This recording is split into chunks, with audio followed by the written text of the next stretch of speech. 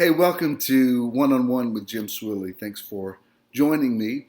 This is the first episode and a new format that I'm still getting accustomed to, so I appreciate your patience. We posted the first episode of In the Now with Jim Swilley, which is a little more structured, conversational type program.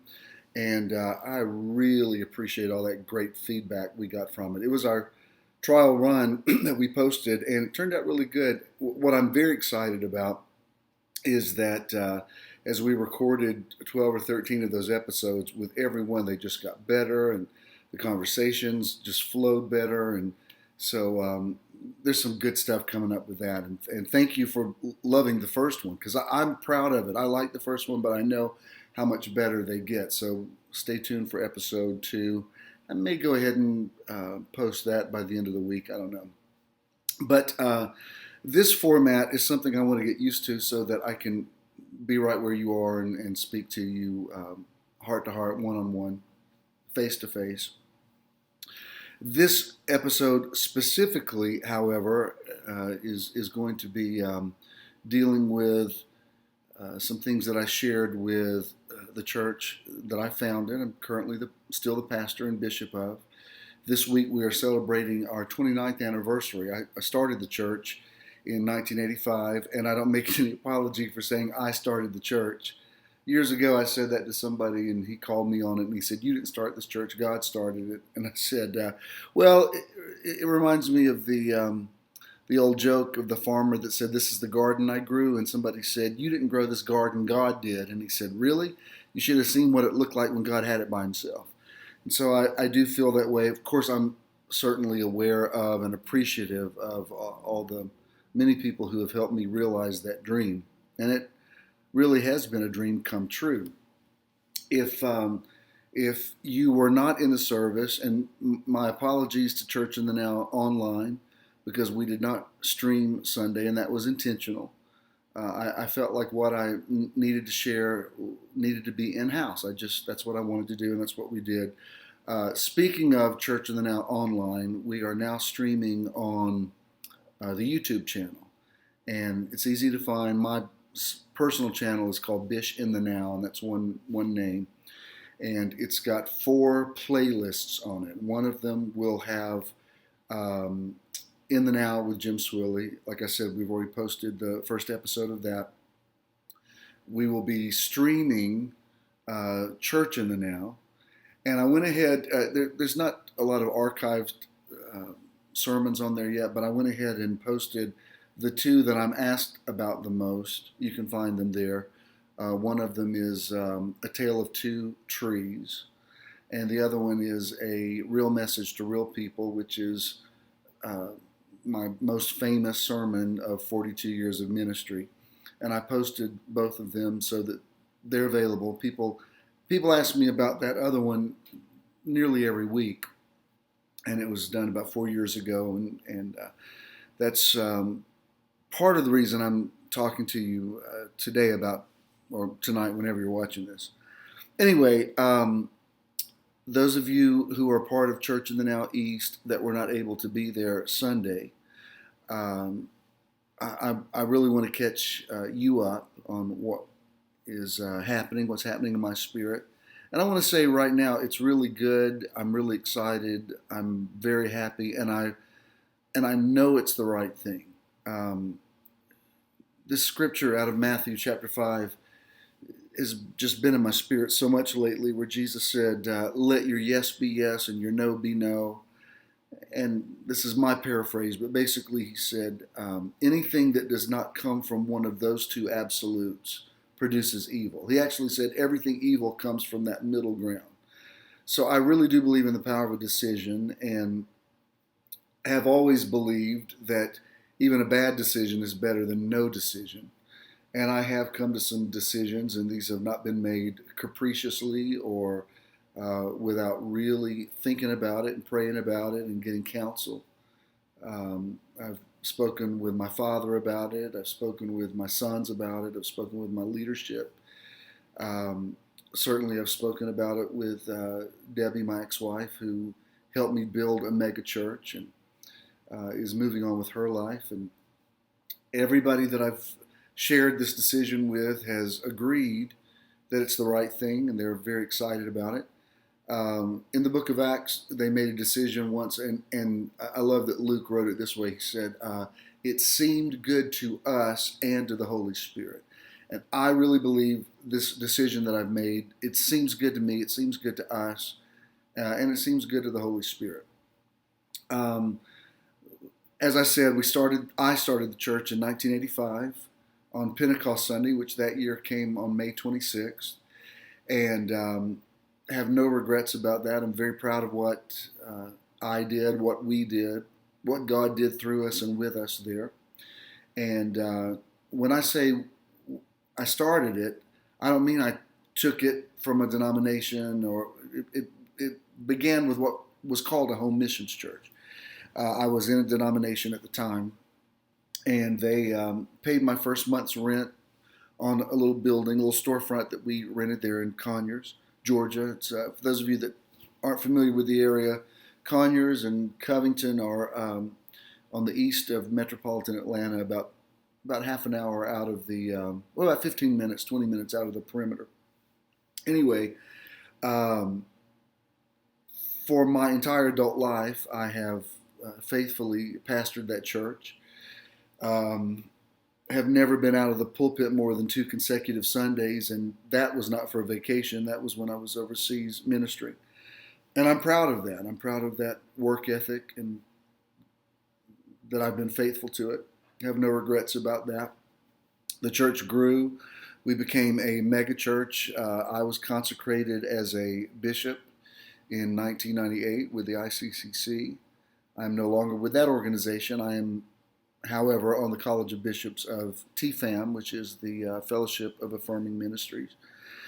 And at one point, my bishopric consisted of about 170 churches and ministries. We went through some transition over the years. I went through some transition theologically, and it sort of changed the landscape of the people that I covered, the churches, ministries that I covered. And then about 4 years ago, I came out publicly, and you can find that if you're on the Facebook page. If you look down on the side, you'll see all the fundamentalists and the haters and all that kind of stuff. And you'll see all the videos about false prophets and gay people going to hell and that sort of thing. And that comes with the territory of, I've had a steady stream of it for about 4 years now, so I don't even really pay it any attention. What matters to me is that I live the life that God wants me to live, and that I can live with myself and be happy with myself, and I am.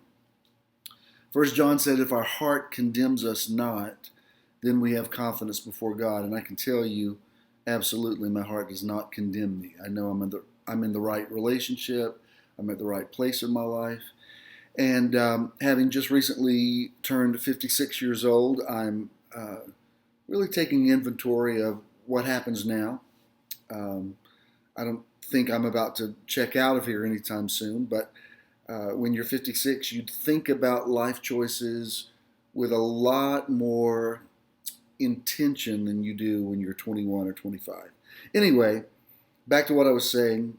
And for those of you that weren't at Church in the Now East, this is what I did Sunday. I just kind of started at the beginning and went through the whole history of Church in the Now. And I got to say, it was a great day. Everyone was free and easy. It was a great atmosphere. Everybody was in a good mood, a lot of laughter. It was easy to be funny and serious at the same time. Anyway, as I said, we grew into a mega church, built a $25 million multi-building complex on I-20 right outside of Metro Atlanta. It had a global pulpit. We had all kind of ministries all over the world, ministries locally. We at one point had a place called Now House that was a halfway house for indigent kids who were coming out of being incarcerated. For years, we did ministry in all the housing authorities there in Conyers and Covington. Had a big teen ministry called Teen Planet, and it kind of served as a sort of a rec center for the community. Um, I had churches in the Philippines, churches in Uganda, churches all over, at least all over the southeast United States. And at one point had about 60 people on the payroll. That's when we had the learning center, Kids Zone Learning Center there. And we did well. We had just a state-of-the-art ministry, great children's ministry, great teen ministry. Church was racially diverse from the get-go, which was unheard of when I started it in 1985, especially in Rockdale County, which at the time was 90% white. And our church was multicultural from the beginning. Anyway, October 13th, 2010 is when I came up publicly, and you can find that video on the same page. And if you'll notice, as I'm talking that night, people actually got up and started walking out, and they continued to walk out for the next couple of years. However, here we are 4 years later, and Church in the Now still exists. We're in a building not that far from where we were, and I also started a church in Midtown Atlanta. So I have two congregations, Church in the Now East and Church in the Now Midtown is how we refer to them. And I've been doing that for about 4 years. And 4 years ago, when I first came out and started the Midtown Church, there was a lot of energy and had a nice big crowd. And we rented a historical building in Atlanta, and I was getting some media coverage. And even though I don't believe in regrets, probably if I had to do over, I probably would have just moved all of the operations to Atlanta. Atlanta's where I live. I'm in my living room right now. Well, I live in a loft. It doesn't really have rooms per se. This is the living area, and I love it. It's tiny, but it's got a great view. You can't see out there because it's too dark, but it's the Atlanta skyline. And I live about a block from where I was born, and 2 blocks from where I saw the first movie I ever saw, which is at the Fox Theater. And I just love Atlanta. Love that I was born here. Anyway, we had a lot of energy going on in that Midtown location, and I was having a good time, sort of reinventing myself and figuring out who I am now in ministry, even though I'm exactly the person I've always been. But I guess I should say figuring out how to minister with a change of perception from the people. And amazingly, we have continued. We have not just survived; we've thrived. But I was more or less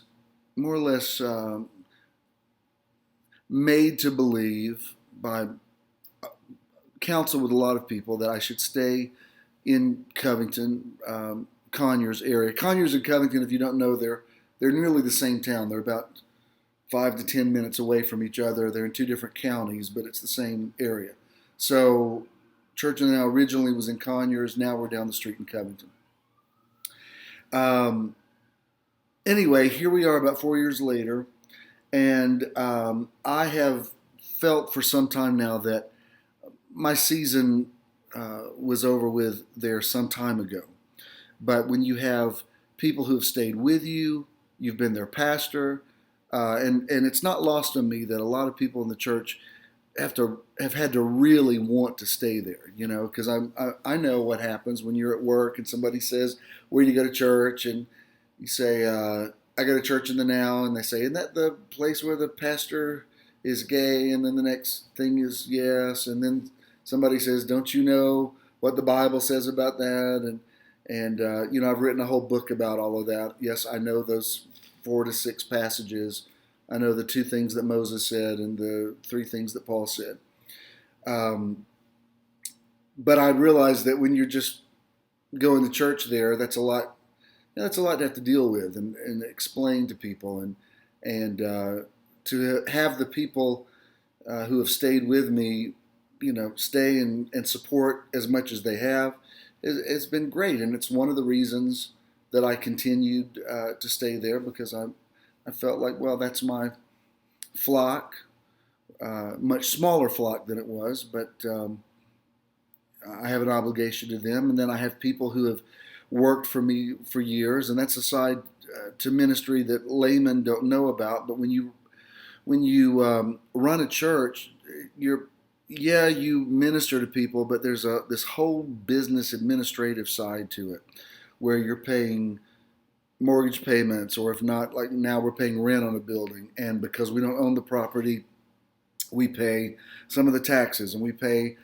payroll taxes, and we pay staff, and we pay their insurance, and we pay their spouse's insurance, and take care of their spouse's pre-existing conditions, and dealing with all sorts of maintenance issues and utilities and all those kind of things. And we're dealing with a much smaller budget. I cut my salary at least in half, probably even more than in half, and the rest of the staff was cut back some. Nobody cut back more than I was, and I was willing to do that. And we've continued, and we've been faithful, but there are evidences that season is over, and I want to say some things about that, and I want you to hear me with an open mind. I don't have a financial problem. I've been pastoring a church for 29 years, and yeah, we did lose that property, but at the same time we lost it, there were 90 other churches in the metropolitan Atlanta area that lost their property too, and they didn't have gay pastors, or they didn't have any of that stuff to deal with. The fact that we still exist at all, I mean, it's unheard of that an openly gay man who's in a relationship. Everybody knows my partner Ken. He's part of the church and is there every service, loves it. Still work with my ex-wife, and 2 of my 4 children are on staff there. And we have this multicultural church in Newton County, Georgia, which Covington, it's part of Metro Atlanta technically, but it's a small town, and the fact that we exist at all is unheard of.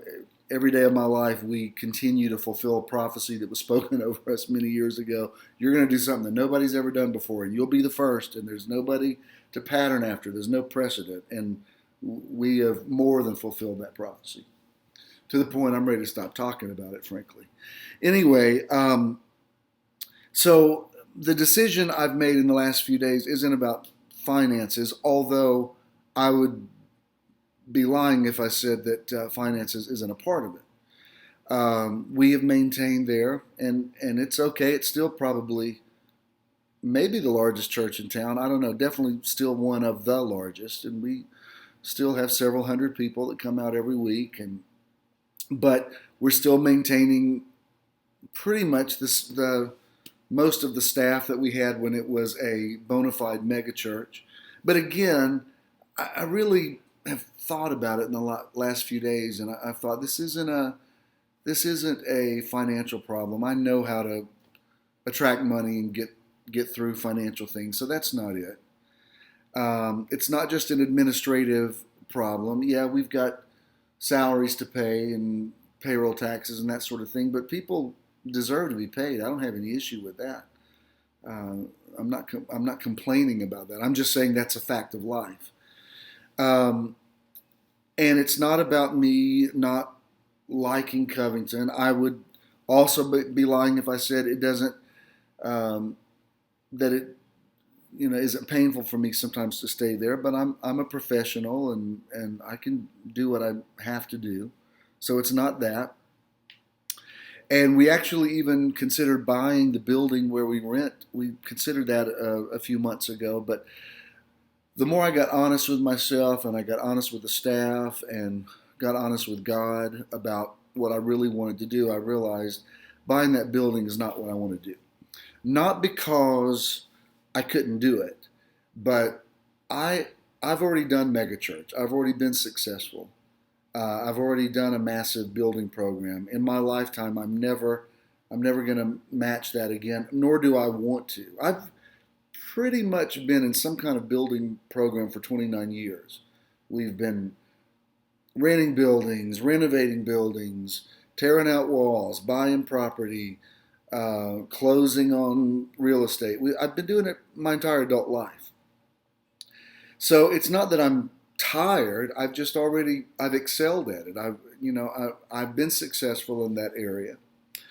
And it gets down to this, like, what is the most honest way for me to really live my life?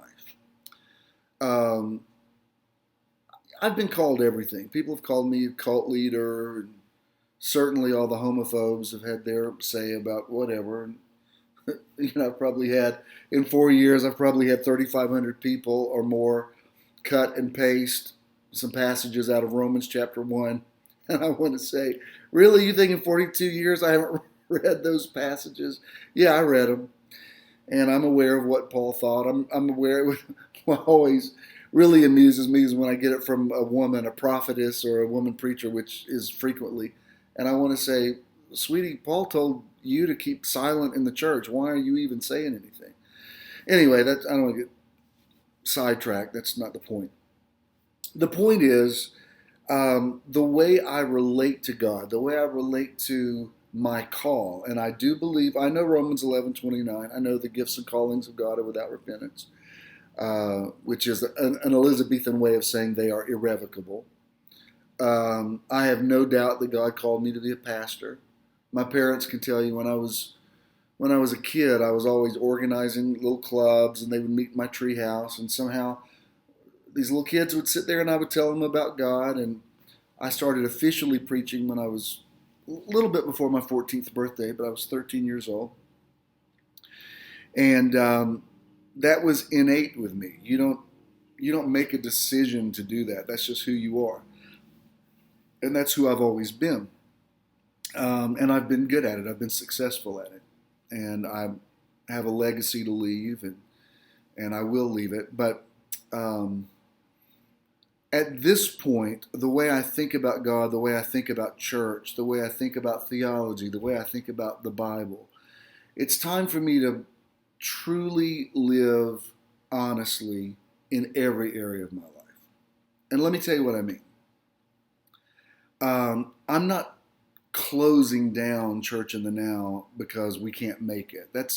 We could still make it. I might have to, let some people go and have some more volunteer staff or whatever. But we're still, even after everything we've been through, I'm still doing better than most pastors that I know.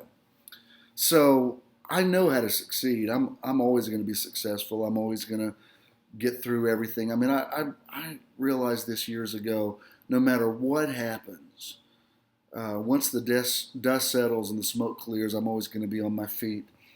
If I had any one verse of scripture that is a theme for me, it would probably be Psalm 138, verse 8, that says, "The Lord will perfect that which concerns me." And I'm the living proof of that. So I don't worry about my future. I don't worry about making a living, that sort of thing. My God shall supply all of my needs. I know all of those things. I am, however, in a place in my thinking where conventional church, and hear me out on this, because any of you that go to Church in the Now know Church in the Now is not conventional. And yet, it is still conventional in the sense that we provide praise and worship, we serve communion, we baptize people, we have a nursery, we have a children's ministry, we have a teen ministry, we have outreach, we have hospital visitation, and all those things are valid. I have nothing against them. I've just done them for the last 3 decades and have done them well, and I feel like, although my call has not left me, that season of functioning in that way is really, it's come to an end. And let me explain to you what I mean. I certainly believe in God. I know God is real. I know God speaks to me. But to me, God isn't this white octogenarian man sitting on a throne in heaven somewhere that I'm trying to convince to do certain things to help me out. That's not who I believe God is. I certainly believe in prayer. I pray for people every day. But prayer to me isn't about trying to convince God to change things. Prayer is the energy that we send out to one another, and it's lateral. It doesn't go this way. It goes this way. I really do believe that. I stand in worship services and listen to some of the lyrics of songs that even we sing in a church as progressive as ours, and I think, you know, I don't really believe that. I'm not really being authentic in singing that song. Uh, Bishop, are you saying you don't believe in Jesus? I mean, come on. Of course I believe. Look at this. I confess Jesus Christ is Lord to the glory of God the Father. My knees bow, my tongue confesses to the glory of God that Jesus is Lord. I've read Romans 10, 9, and 10. I know that. And I'm always going to talk about Jesus. As a matter of fact, I'm more fascinated with the life of Jesus and with the presence of Christ than I've ever been.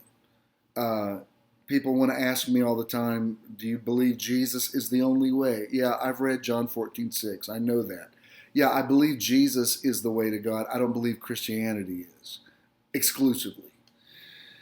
Anyway, I need to be more succinct. I'm saying more than I need to say here. Here's the point. I have something to say. I have a message. I have more energy in the inner city. I love the word. It's a Greek word, metron, M-E-T-R-O-N. It literally means a measuring rod, but Paul used it when he talked about his metron of ministry. He used it talking about your sphere of influence, and that's really what it means. And I believe that I have influence in the city. I live in the city. I love the city. I'm energized in the city. I'm happy in the city. That's where I want to be. Nothing against the suburbs. This is where I want to be. This is where I live. This is where I shop. This is where my friends are. I mean, this is where my life is. 3 of my 4 children live 5 minutes from me. And I love that. I see them all the time. They're my best friends. We hang out together, and they love the city. I am not ending the ministry, but I am trying to examine exactly what my metron is. I'm not doing away with children's ministry, babies ministry. I don't know another minister that has poured more money and effort and time and energy into children and youth ministry than I have. And we built such a great kids ministry that people used to fly in just to take pictures of it and copy it, and magazines did cover stories about it. And I'm not against that. I understand. I mean, I have 4 children. I have 2 grandchildren. I understand that people need places to take their kids. I get that. I'm not against that. I've done it. I've done it successfully for my entire adult life. I am at a point now where I am ready to concentrate on the message. And that may mean scaling my life down even more than I've always scaled it down. And when I say just concentrating on the message, I mean being in a format, finding my metron, where I'm not trying to come up with a rent payment or a mortgage payment every month and pay salaries and insurance and payroll taxes and utilities and keep a staff going. And I'm not against that. Like I said, I've done it. I just don't have the energy to maintain it anymore. It's not where my interest lies, and I applaud those people who do it, and certainly wish them well. And I've helped a lot of other pastors. If I told you some of the major mega churches that have sent their children's ministers to our church over the years to learn from us, you would be impressed, let me tell you. And excuse me. But I I'm ready to move away from all of those things. Those are good things. Those are right things. But I don't know how many more years of influence I have, but I've got to be a good steward of the ones that I have left. Um,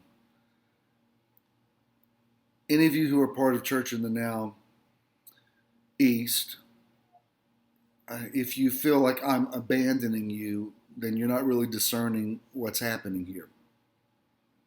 I mean, just today I've had two pastor friends of mine that are already moving in and wanting to move their churches to Covington, and I'm like, go for it. I'm fine with it. It doesn't mean that I want to continue covering a church called Church in the Now. I love Church in the Now. I love the name. It's something that's been in my spirit since I was a kid, but I believe that season is over. And I don't know when the last service at Church in the Now East is going to be, but it's going to be soon. It'll be in the next few weeks for sure. Certainly no later than by the end of the summer. What I'm going to do after that, I've said a little bit about it, and I'm not trying to be mysterious, but it will be something in the city. It will not, at least not initially, it will not provide nursery, child care, teen ministry. Again, not that I'm against that. I've done it. I've done it as well or better than any pastor I personally know. But I'm not interested in trying to maintain that now. And I'm just being honest with you. That's not what I'm interested in doing now. I'm not interested. I'm at a place right now where I don't even necessarily want to have an office. You know, an office used to be important to me, to have a desk and a bookshelf. And I used to do, my God, I can't imagine how many thousands of hours of counseling I've done in all these years and have been good at it. But that's not the way I live now. People contact me on Facebook. They email me. They text me. If they need a counseling appointment, we meet at Starbucks. And there's no trying to maintain office space and paying for the utilities to keep it going. And those things are great. I just don't want to do them anymore. And you say, well, Bishop, I feel like, we supported you and you're pulling the plug on us. I hope you don't see that. The way I look at it is I have stayed out there an extra 4 years. I've stayed at the party 4 years too long. And I did it for you. I stayed there for you. I stayed there so that you could have a place to go to church. I'm not disappearing. Somebody texted me yesterday and said, I don't know, oh my God, what am I going to do if I can't hear your voice? You're going to be hearing my voice now more than ever. I don't know if you've ever heard of this thing called the internet, but it's really awesome. You should look into it. But I'm going to be doing this kind of thing a lot. I don't know that I'm going to commit to it every day, but I don't know. I might do it 5 times a day. I don't know. It won't be as long as this. But this one is a special episode. What I do downtown will not be. I don't want to rent a facility anymore. I don't want to pay for it. I mean, if I rent a theater or something like that, I understand I've got to pay for that, and probably have to do some kind of liability insurance or whatever. I mean, I have to live in the real world. But as far as this ongoing thing where you have to just continually wait for the tithes and offerings and see what they're going to be, and if they're really, really small, you got to take those loaves and fish and try to work a miracle out of them. I've been doing it for a long time, and I'm just past it. I don't want to do it anymore. And some of you that go to Church in the Now want to know, well, does that mean is Debbie still going to be working with you? And the answer to that is no. She and I are great together. We love each other. We always will. Some people don't understand the dynamic of our relationship, but neither of us have any regrets. I don't have regrets about either of my marriages mainly because they produced my 4 wonderful children, and I love my kids. But she and I have proven that, again, we could do something that nobody's ever done before, but it's time for her to be able to get free of trying to keep my dream alive. And she hasn't asked for it. She's a wonderful woman, those of you that know her, and she'd be willing to probably stay and until there's nothing else there. But God's working in her life. She's been in a relationship for over 3 years now, well into the fourth year. And has gotten ministry and business opportunities opening up, which I'm thrilled for her, and she's going to do well. She does not want to pastor the church, and I've asked her that on several occasions. I've asked her that for the last 4 years. I've said, do you want to stay in Conyers or Covington and continue to pastor this church, and I'll go downtown? And every time she says, no, I'm not called to be a pastor. That's not what I want to do. That's not what my son Judah is called to do at this point.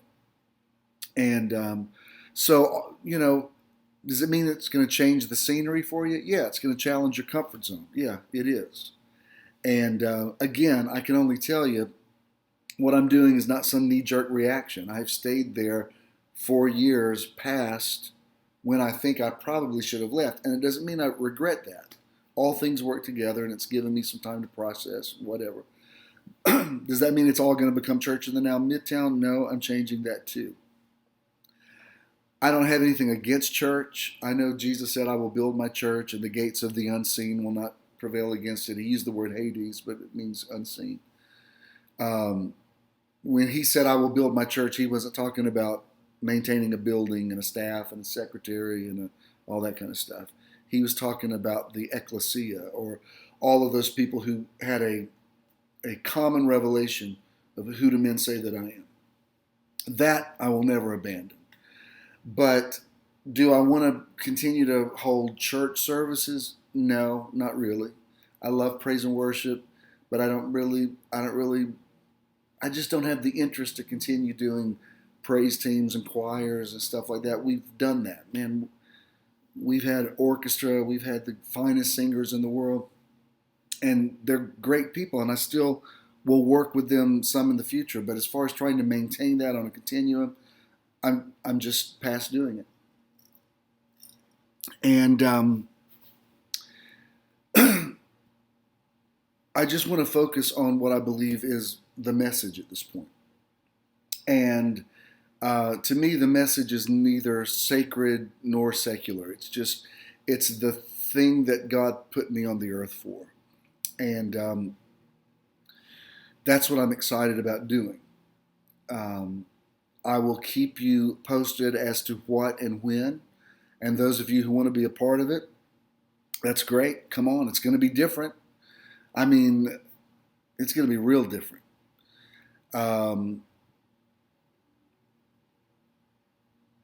Those of you that feel like you need to find a church home, there's a lot of great churches around.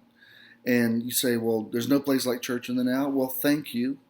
I don't think there is either. But there's other great churches. And it's interesting. I mean, I know there's all kind of religious nonsense that still goes on, but in the last few years, things have really progressed a lot. A lot of the churches that are here in the metro area, they're really very cool and non-religious, and there's a lot of places that are available. So the world's bigger than Church in the Now, believe it or not, it is.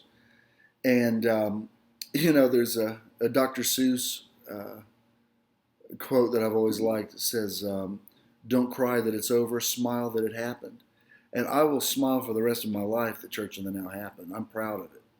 We did something amazing there, something miraculous. And now it's time for me to do something else miraculous. It's time for me to thrive in another, not leaving the ministry technically, but sort of I started to say reinventing myself. That's not it. It's revealing who I really am, saying what I really believe. And if it has church in the title, then that implies certain things that I'm not sure I can fully endorse anymore. I'm not against them. Like I said, it's just I've moved past that. And if you love me, I just believe that you can understand that and grasp it and celebrate it.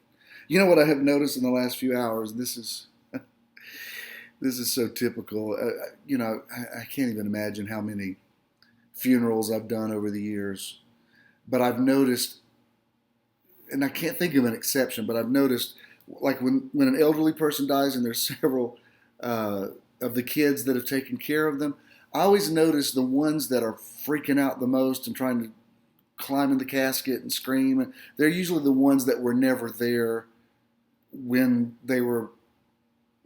that person was having their diaper changed and living in the hospital or hospice or whatever. I always notice the one that's usually sitting there very calmly is the one who was there taking care of them and doesn't really have a big show of emotion. Same thing with the church. Interestingly, since Sunday, I've noticed the people who have been involved the most, people who have given the most, people who have supported the most are the first ones to say, hey, you know what? We're totally on board with you. Do what you got to do, and we want to be a part of it. And some of the people that aren't that happy about it are ones that, I want to say, really? I'm surprised it meant that much to you because I really didn't see you there all that much. But I don't mean that to sound sarcastic. I'm just saying, if you really are in covenant with me, if you're really tuned in to where I am and you believe my life has purpose and meaning, and if it's affected you positively, then I need you to release me. I need you to celebrate what I'm doing. If you feel like you want to be a part of it, come on. There's not going to be any church to join. There will be, I do believe there's something that happens in a geographical location, be that in a theater or a civic center or whatever, that it's a dynamic. I believe in that thing about 2 or 3 gathering together. Everything I do is going to be streamed live. I'm assuming if you're watching this right now, you have a computer with internet capability. So whatever I do will be coming right into your home.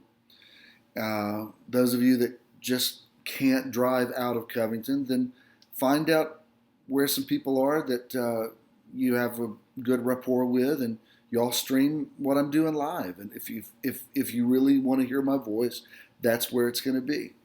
And I have some other things that I'm thinking about doing, but I won't share them right now. It's all going to be good. And I'm telling you this. Let me wrap up with this, because I've gone way longer than I meant to go. But a few days ago, I went to my father. My dad he's about to turn 81 years old. He was in the ministry for 56 years. Faithful, scandal-free, integrity. He's just a good man. My ministry seems like it's always been on the edge and controversial or whatever. My dad wasn't like that. He was an official in his denomination and served his last church. I think he was there 23 years, maybe 23, 24, something like that. And they still love him there. Love my mom. My mom just turned 76 yesterday. And my parents are more in love now than they ever have been. And my relationship with them has never been better. But I went to my dad a few days ago, and I kind of told him where I was at spiritually, physically, emotionally. And I said, I'm in a bad place because I feel like my season, not only my season in Covington, but my season as the pastor of Church in the Now is over. And I don't want to feel guilty about embracing what I really believe is the truth for me. And man, this sage-like wisdom came up out of him. I mean, where he was prophetic, and he said, this is what you need to do. And man, he confirmed everything that God had put in my heart. And then he grabbed my arm and he said, Jim Earl, you're not getting any younger, and whatever you're going to do it quickly. And I said, yes, sir. And he squeezed it a little tighter, and he said, son, I said, do it quickly. and stop worrying about everybody. Everybody on your staff, your ex-wife, your sons, everybody in that church, everybody that stayed with you, they're all going to be fine. God's got them. God's going to take care of them. You do what you know is right in your spirit. And man, unless Jesus himself came and sat down and said, don't listen to that, that's all the confirmation that I needed. And after that, I went and told Debbie. We sat for a long time and had lunch and talked all about it. And she said, you know what?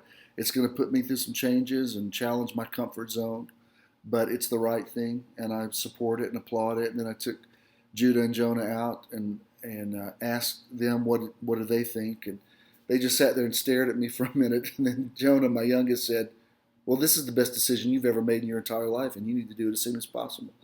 So everywhere, and obviously with my partner Ken, he's on board with everything I want to do. He's sitting over there being very quiet while I record this for you. But I just have confirmation everywhere.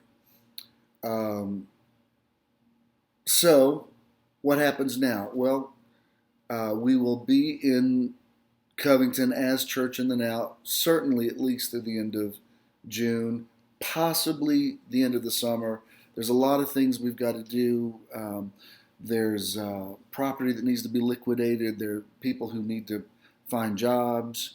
And I'm trying to be very gracious about that and understanding. But this isn't, I'm not checking out because I'm tired or discouraged or whatever. On the contrary, I've never been happier, never felt better, never been more sure of myself, never been more sure of the voice of God speaking to me and through me, never been more aware of the hand of God on my life, never found it easier to make decisions. I'm happy when I get up in the morning. I'm happy all day long. I'm happy when I go to sleep at night. I love my life. I love the person I'm in a relationship with. I love my kids. I love my parents. I love my grandkids. I love where I live. I love the city. Some people say, how can you live in the city? Because I love it. I mean, I live downtown and I am a city boy. Always have been. The only way I can explain it to you is if you're a country boy, you know how happy you are out in the country. That's how happy I am in the city. I lay at night and I hear sirens going and traffic going all night long. There might be a fight that breaks out on the street and homeless guys walking by and making noise. And I just love it. I mean, to me, it's like, that's where I live. That's where my energy is. So don't be mad at me. If you came to me and told me that your season in a certain area of your life was over, even if it affected me negatively, but you said, I know that this is the right thing for me, I would tell you, go do what you got to do, and I celebrate it. Not only would I say that, I have said that to several of you. So now it's my turn. I want you to do that for me. I don't want you to be mad. I don't want you to be upset. Dear God, Bishop, can we cry at the last service? Yeah, I might cry too, but I got to tell you, I know this is the right thing. And I want you to know it too. Those of you who have stayed with me, man, there's no way I can tell you how much I love you and how much I appreciate you, and I will never forget it. And I'm not leaving. I mean, Atlanta's not that far from Covington. I mean, come on. You can make it somewhere, sometime. Several people have said, well, could you still come out and do something once a month in Covington? I doubt it, because that's not where my metron is. It's where it has been. It's not where it is now. And I'm just going to need you to understand that. And if you can't understand it, then I don't know what to tell you. But I will tell you this. God sees and God provides. That's what the term Jehovah Jireh means. The God who sees and the God who provides. And I realize this for those of you that have babies and small children, and you're like, well, oh my God, what am I going to do? Or am I going to go to church? You will find a place. Or if not, then have church in your home with your kids, and y'all watch streaming when I do what I'm going to do, and I'll let you know as soon as I have definite dates and that sort of thing. But I'm telling you, it's not the end of the world, and you're gonna be fine, and everybody's gonna be happy, and we're all gonna find our place. And I already see this happening. You know, Pastor Scott from our church, he's moving out with his life skills program. Just became a 501c3 nonprofit. Judah's moving with his Ignite ministry. Just became incorporated. Uh, Debbie's had all kind of great things open up for her with this company that she's with, and I personally believe it's going to provide a platform for her where she's going to become a renowned motivational speaker. She'd be great at that. Are you kidding me? And I just see it's not ending. It's going out like that, which is, I mean, come on. That's what's been prophesied over us forever. And it's time to have all those prophecies fulfilled. I talked a really long time and drank an entire glass of water, and that's all I got, at least for right now. Remember, there will not be service tomorrow night at Church in the Now East. I might do another one of these tomorrow that wouldn't be as long because they won't all be such heavy material to deal with. But I want you to, when you click off this video, I want you to do it with happiness. Don't do it with a heavy heart. I love you. I've been a good pastor to you. I have no regrets. I haven't been perfect, but I've been faithful. And I thank you for your permission and agreement, because what you think does matter to me. And I want you to pray for me. And if you want to financially support me, you will not be making checks to Church in the Now any longer. You can make them to Jim Earl Swilley Ministries, which is my ministry, 501c3 that I've had for close to 20 years, I guess. And you can just make those checks to JESM, and I will not turn one of them down, I promise you.